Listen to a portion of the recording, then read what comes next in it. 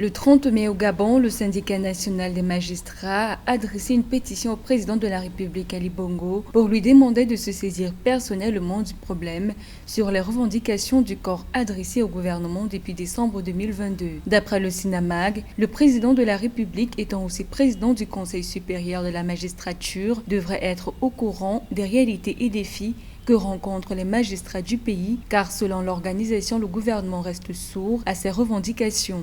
La réalité, c'est que les textes qui encadrent la fonction de magistrat doivent évoluer avec le temps. Ils sont vieux, ils sont obsolètes. Ils doivent accompagner l'évolution de la profession des magistrats, notamment les spécificités liées notamment à la possibilité de poursuivre un magistrat qui se serait rendu coupable des questions de concussion. Le 15 décembre 2022, le SINAMAG a lancé un mouvement de grève illimité. Les professionnels de la justice avaient alors émis 5 revendications, notamment le vote d'un statut de magistrat ou encore une amélioration de leurs conditions de vie et de travail, le financement des costumes d'audience, des véhicules de fonction et la construction des sièges des hautes cours et tribunaux pour désengorger le palais de justice de Libreville. D'après le SINAMAG, le projet de loi relatif à la validité par un texte du statut des magistrats serait bloqué au secrétariat général du gouvernement.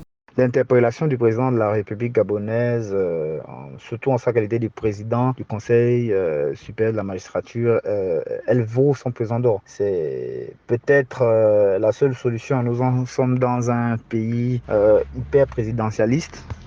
D'après le syndicat national des magistrats, le gouvernement préfère laisser croire à l'opinion que le débrayage qui perdure porte essentiellement sur la demande d'une dotation en véhicule. Le SINAMAG craint d'ailleurs une année judiciaire blanche si rien n'est fait pour résoudre ce problème.